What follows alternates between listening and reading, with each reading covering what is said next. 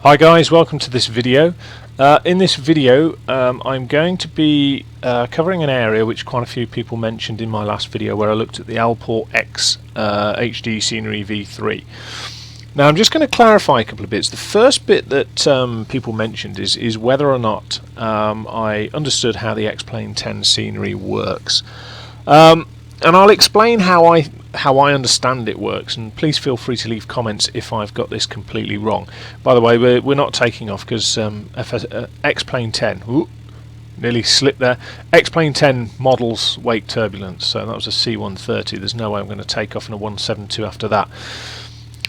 But anyway, as I understand it, it works in 4 layers. So it's got the mesh at the bottom, which is like the framework, which is not visible directly, but what you can see is the lie of the land, so the hills, the undulations, the bits that go up, down, etc. And you can see some of it here with the undulations in the runway and the fact that it's not quite level.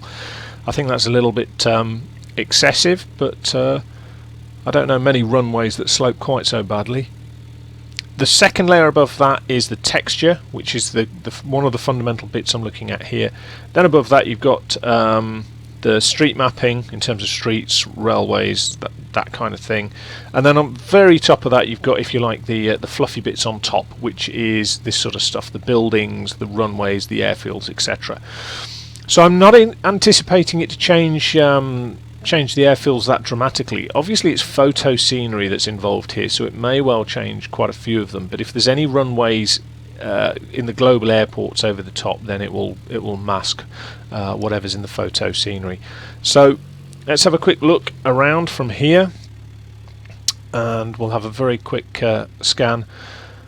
Now this is the Isle of Man, and one of the bizarre things is that X-Plane to me seems quite random with what airports it does a good job and what airports it doesn't do such a good job, and I wasn't expecting it to do a great deal with Ronaldsway, which is the Isle of Man. And then on second thoughts I think, well, maybe the significance of it being the Isle of Man means that somebody somewhere has thought, well, that's a good airport to do a slightly enhanced level.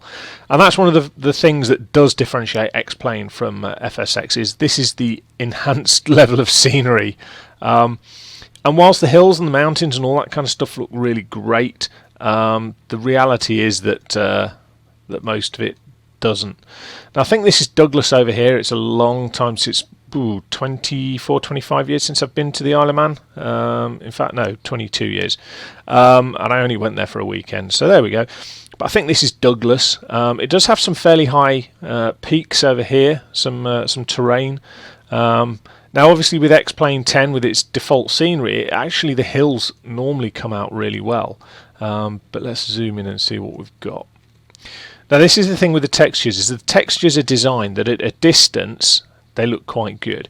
Close in you'll see there's no auto-gen trees on that, which is to be expected, because if you consider the distance that it is away, the machine doesn't need to stick auto-gen on that for it to be realistic.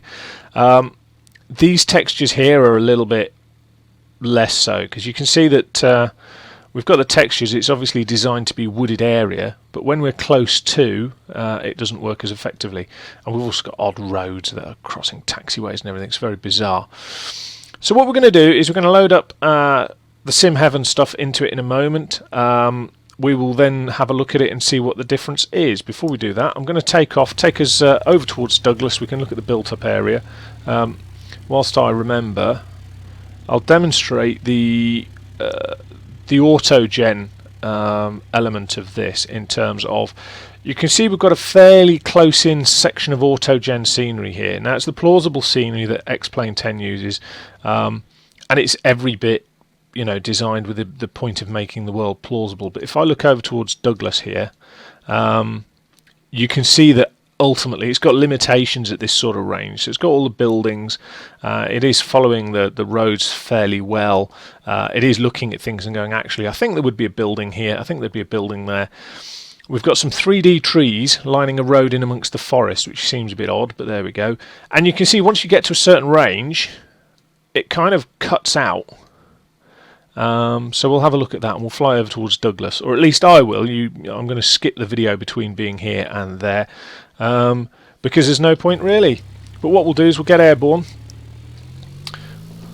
one of the things I really like about X-Plane 10 is the views, the system of views that allows me to do the almost easy dock style viewing around the cockpit. Look, awesome. And again, the undulating runways are here as well. But as I say, one of the most criticised points with it is the weak scenery. I don't like a lot of the scenery, I have to be fair. X-Plane doesn't really cut it out of the box for a lot of the scenery, and it's one of the complaints that a lot of people have about it, is they get it out of the box and they go, ooh, you know, the scenery's rubbish. I'll be honest, once you start looking at things like Orbix and the FTX scenery range that they do, I don't think there's much gets anywhere close to that. Even in FSX, I don't think there's much beats that. Now, I mean, that's not photorealistic.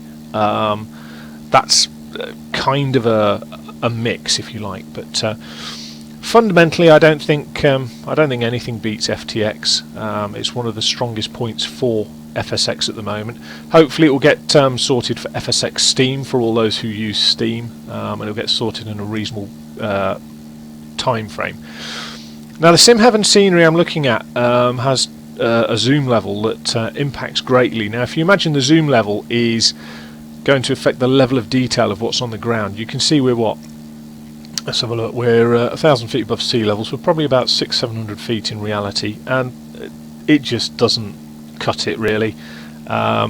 It's okay. It's an average attempt compared to some areas of X-Plane. X-Plane can be so much worse in some areas. But anyway, we're flying over towards Douglas, so let's see what we can see, so to speak. Beautiful Skyhawk, and the lovely water effects and whatnot. And there we go. There's Douglas. Now, is it getting any better as we're getting closer? Yes, you can see on the hill now it started to put the auto-gen scenery in. So it's doing a lot better. It's doing a much better job of it now. Still not got any auto-gen scenery on this hilltop here, and we've got this strange two-tone sort of cloud effect. This two-tone tree effect, where you can see some of them are wispy, kind of almost see-through. 2D trees here, 3D trees here. Very odd effect. But you see all these cloudy, wispy ones. You can also see there's estates where the scenery hasn't populated particularly well, and that's relevant when I look at the other thing I'm looking at, which is World2XPlane. So that's it really, guys. You can see that it has got limitations. You can see what the limitations are. It's not the worst representation of somewhere like Douglas that I've ever seen. It's got the hills right. Douglas is quite a hilly town on the edge of the Irish Sea. So yeah, it's not too upsetting. I just think it could have done a whole lot worse. But you know, it's out of the box. It's trying to map the world.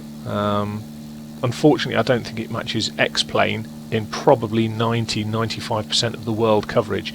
It's very good at mountainous areas. It's very good at this kind of thing where you get this visual impact, and it doesn't stretch the textures down the mountains, which is good. It tends to be much stronger in that sort of area than FSX is. But the problem is, unless you've got a passion for low flying around mountains, it generally doesn't cut it. So, as you can see here, we've got these strange, almost see-through trees. I need to sort my views out on this. I don't really know how to do the views as much as I should. So let's go and have a look at installing it, and then we'll have a look at the end result. And I shall speak to you guys in a bit. So we've had a quick look and tour of the Isle of Man. And really now what we say is we want something a bit better than that. And as I say, this was this video's come about from some advice and some help from my previous video. So I've followed that advice and I've come to the website Simheaven. Now, Simheaven was the go-to site for VFR photorealistic scenery for X-Plane 10, and in addition the advice was to add on to it the Scenery World2XPlane scenery set for for scenery generation. Okay, So my understanding is that this is the textures, the blanket that goes over the top of everything, and this is the objects that you add in terms of the landmark objects. So where do we go? Well, the difficulty is I went around in this website for a good 15-20 minutes because I thought, well, what on earth is going on here? People sort of keep saying all this stuff. I've got no idea what's going on here. There's something up to untoward. And here it is. I went for HDV3 upgrade of photo scenery areas, ZL 16, 17, 18. I thought I'll click on that. Boom, here we go. All these files, whack them in, not a problem. It's update, guys. You already have to have the ZL17 scenery installed. So I thought, oh, you know, that's not a problem. Let's go to the photo sceneries. Right, okay, well, I've got some nice pictures here. I'll explain the pictures. 500 foot AGL and, more importantly, 2,000 feet AGL are altitudes that you would fly at VFR. So for this sort of scenery, it's important. You can see from zoom level 16, ZL16, that the scenery doesn't look great at 500. It looks a little better at ZL17 at 500. But once you get up to 2,000 feet, ZL16 looks quite reasonable, ZL17 looks very good, and 18 and 19 are exceptional. The problems are, A, this is flat, so you need some scenery generation on top of it, and secondly, the size of it. Now each tile comes as 1 degree of latitude by 1 degree of longitude, and as a result at zoom level 16 it's 2 gigabytes. At 17 it's 8 and at 18 it's 32, and it won't take long to fill your hard drive, and I shall show you why.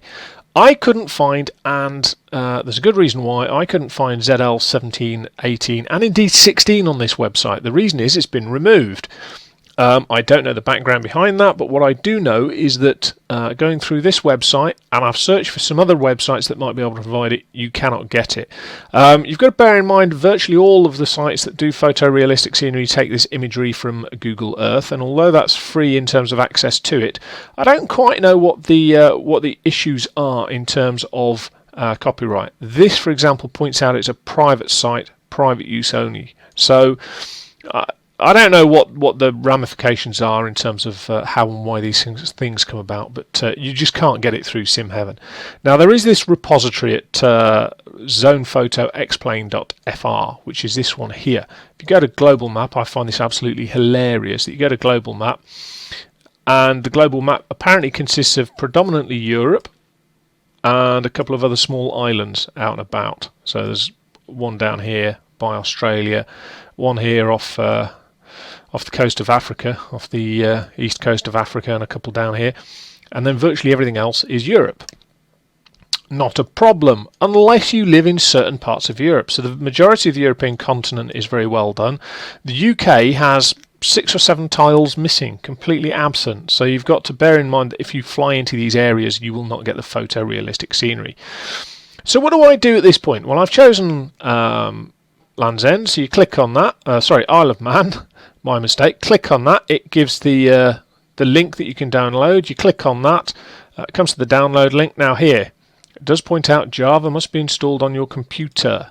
You can download it and install it and add a bit of fun with that, but fundamentally I got to this stage. Now you can see I've already downloaded it because I don't want to sit here and go through this process, but give it the directory you want to go to, click download, and bearing in mind this is a single island in the Irish Sea, it's 548 meg, it's quite a big file reasonably, and if you're going to do Europe, it's going to be enormous. So personally all I'm going to do is I'm going to download files in places that I frequent and fly, so it might be that I do the ones round, for example Paris, Madrid, Barcelona, but I'm not necessarily going to do up in the very northwestern corners of Spain. We shall see.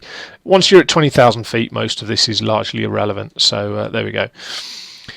So that's the first bit. Found that scenery, downloaded it. The next bit is you need to put w2xPlane in. Again, another interesting website for trying to navigate its way around it. I looked at this and went, wow, that is absolutely beautiful. So we'll have a bit of that.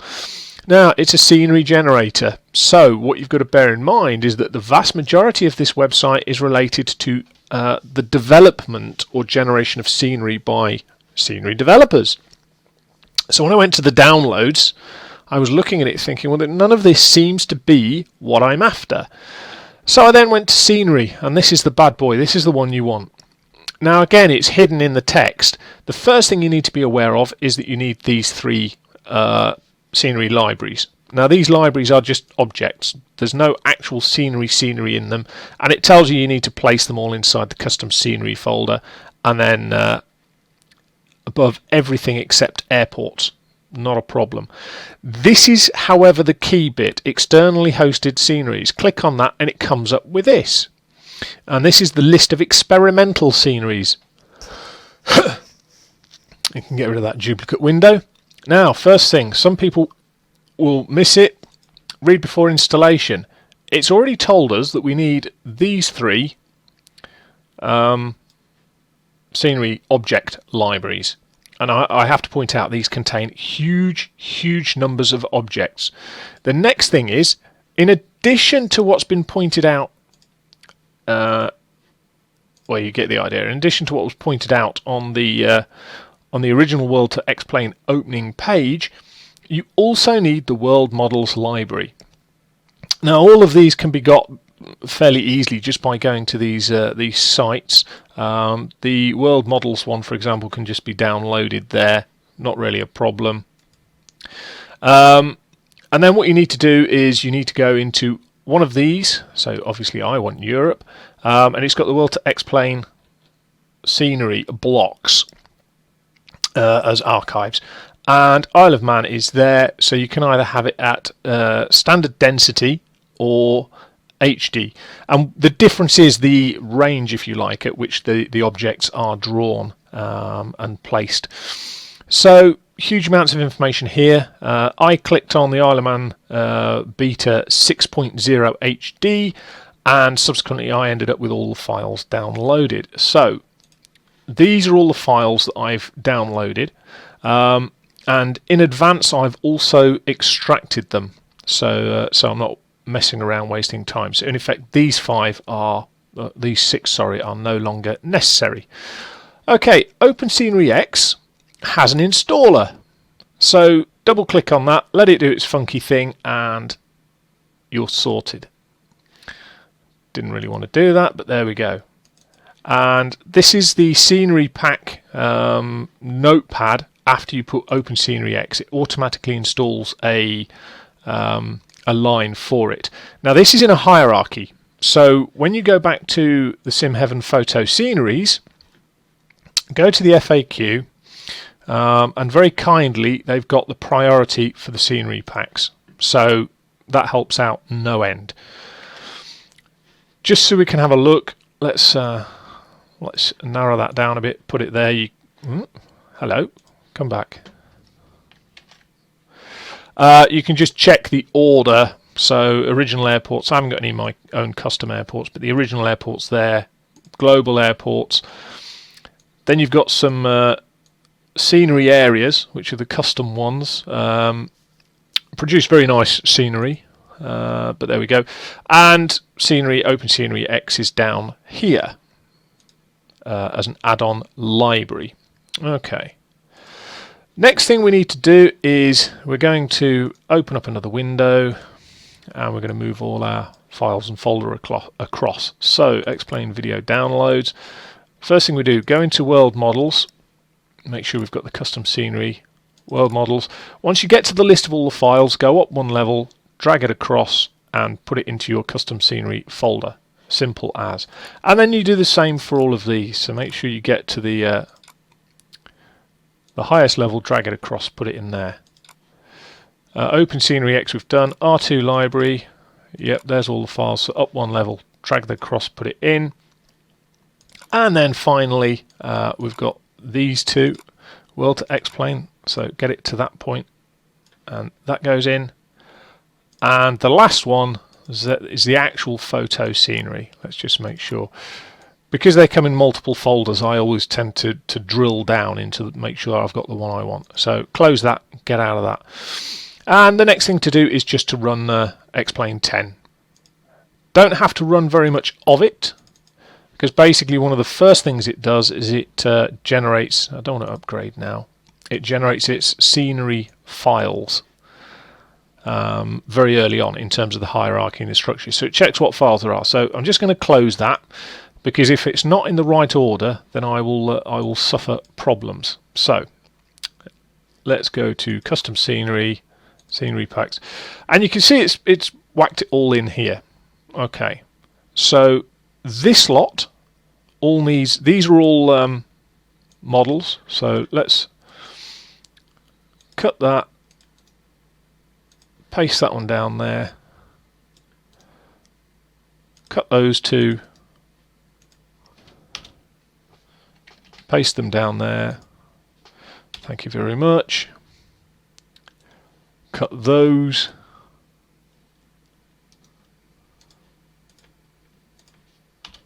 paste those down there. Now at this point it's worthwhile checking your wrong button. At this point it's worth checking your hierarchy again. So let's go to Simheaven, FAQ, hierarchy, and let's see what we've got. That's all looking good. Get down to the global airports. OSM Sceneries, I haven't got any installed. Add-on libraries, there we go. There's our add-on libraries, so Open Scenery X World Models, FF and R2. And then we get to photo sceneries. Now I've put the World2XPlane file there and the actual photo scenery itself there. With these two, I'm not 100% sure of the order, but we will see how we get on. So that's all fine. Make sure I save it. Get rid of that. Get rid of that. And let's jump into X-Plane. Let's see what we get. Still don't want to update it. Please leave me alone. Otherwise I'm going to get quite upset. Okay. Isle of Man, Ronaldsway, Cessna 172. Fly with these options.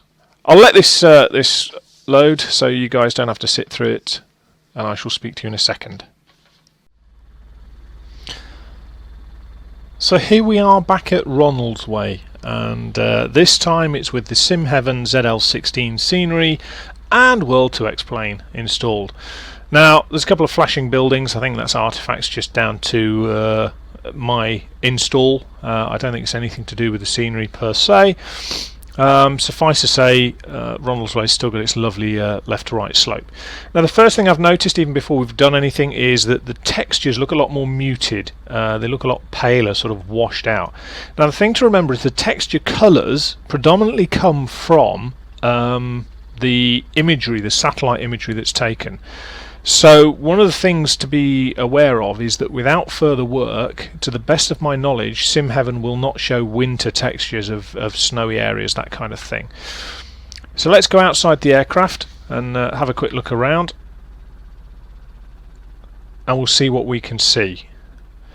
Now the first thing to notice is the topography, the layout of the land is pretty much the same. It's still got the same mesh, which we would expect because we haven't messed with that.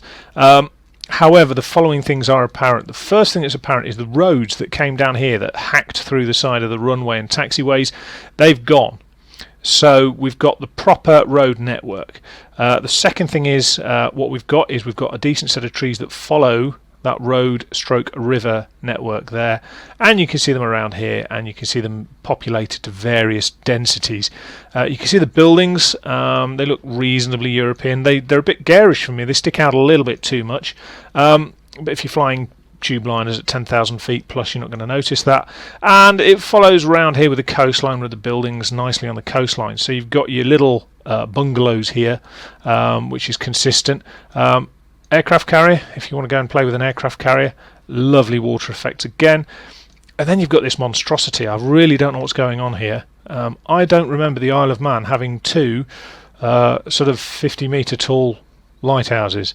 Now it may have, I'm not going to dispute it may have those, but they don't half stand out here. They really stand out. So yeah, I mean, first impressions here, it all looks really quite good. The mountains have got lovely textures. The hills, they look lovely. You can see there's lovely texturing in terms of the brown areas towards the peaks, the sort of wooded areas that lie just below it. You can see it's very realistic in terms of how it appears over at that range. And you can actually see that the AutoGen scenery now, when we've gone World2XPlane HD, it's populated it out quite far. So you can see the houses and the buildings over there. I mean, that's quite a range, to be fair. You know, this is us looking on a normal zoom from here, and it's populated all the way out here. So, you know, that's not bad. I'm quite impressed with that. You know, the element now is what's it done to Douglas, because that's one of the things we mentioned before. Now, Douglas, it's not populated the far bank, but then it hadn't populated it in the first place. It's not as if we've made a loss. We just haven't gained a fat lot. Now, I guess that's probably down to the draw distance, and the draw distance itself is established by X-Plane 10. That's not established by the scenery, that's established by X-Plane 10. So we've got a nice bit of scenery where the roads are following the contours. I wouldn't like to be driving down that, otherwise you're going to have a very, very interesting trip. Likewise, that road looks a little bit steep to me.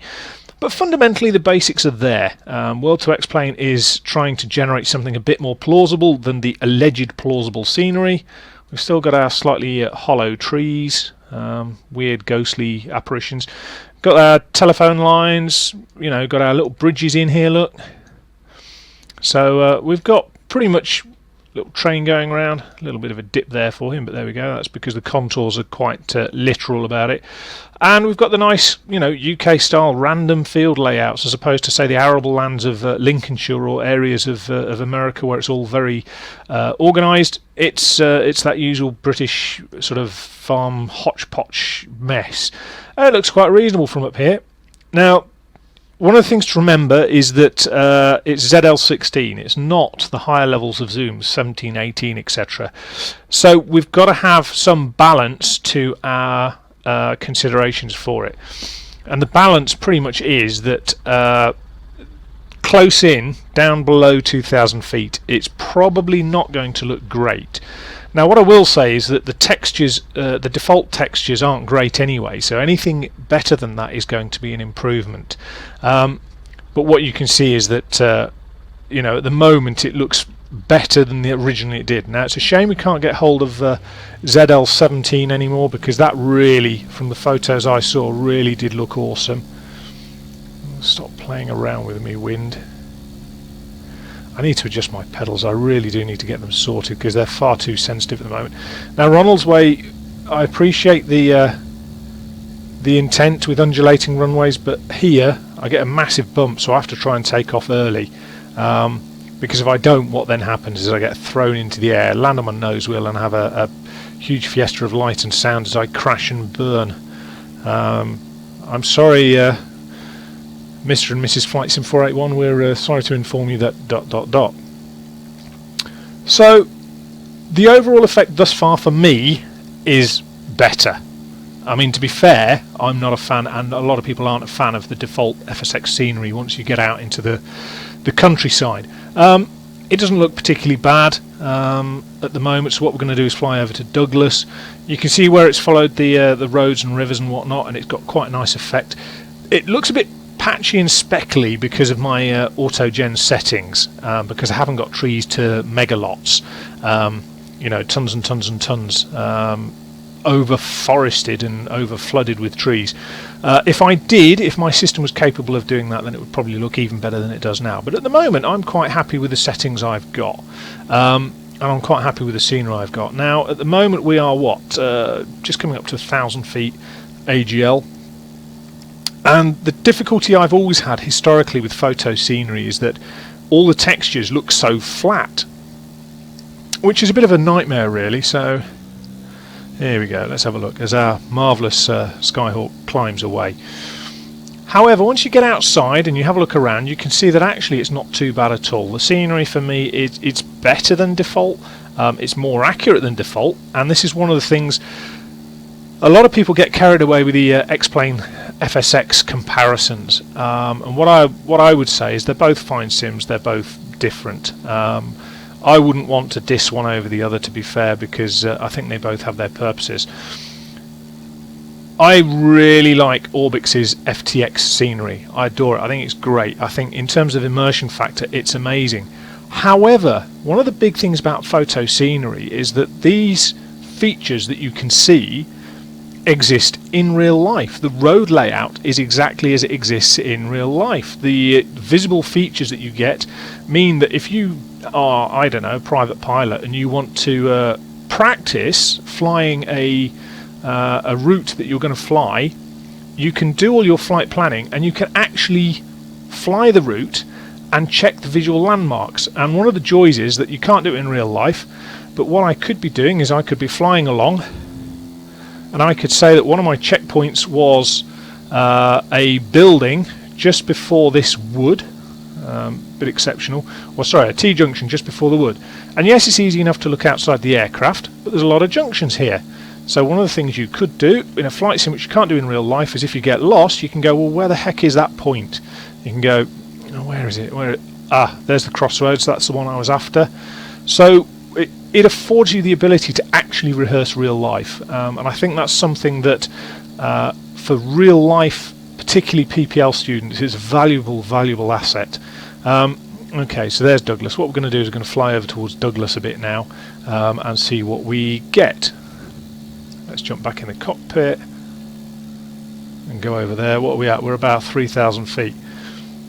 Now, in terms of scenery, as you look around now, it looks, you know, this is really quite nice. This is a nice setting.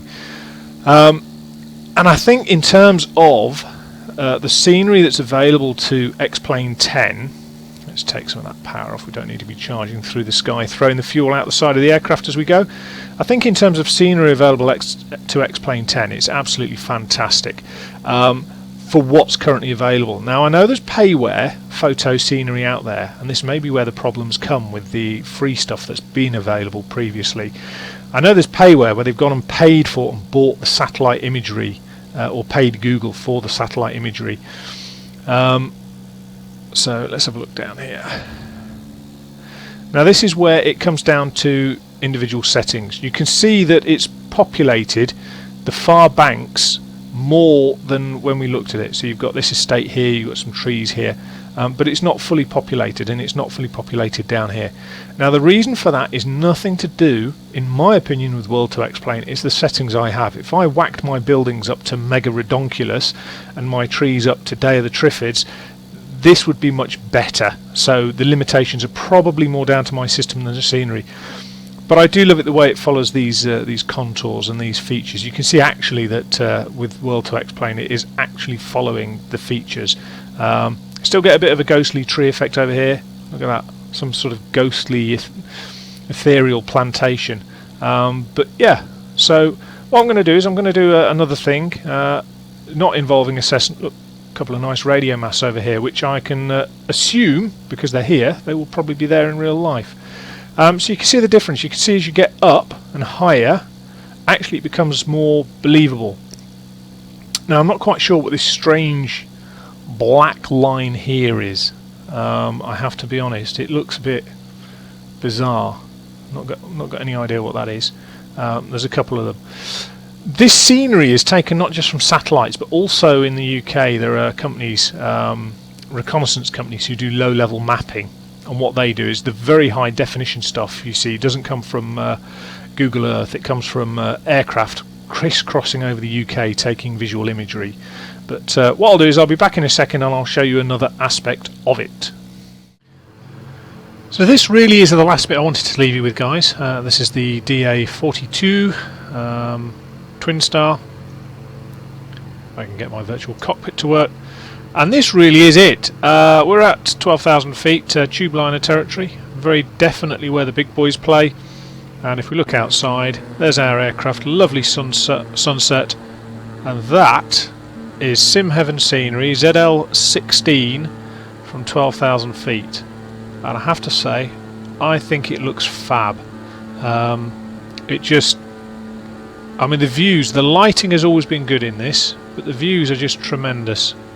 And what we'll just do whilst I think about it, environment, time, let's stick it a little bit later, and that's the night lighting effect with the stars in the sky. I'm trying to find the island beneath us somewhere. There it is. Douglas and the rest of the island. And over here somewhere is Ronald's Way. There we go. And fantastic the way it looks. I think it's a very big improvement over the stock scenery. I know there's people who have various opinions about it, but I think all told, if you've got X-Plane 10, it's worth doing personally. It's a time-consuming process, but it does improve the sim, in my opinion, in such good fashion that it's worth doing. So with that in mind, I shall speak to you guys soon. Take care.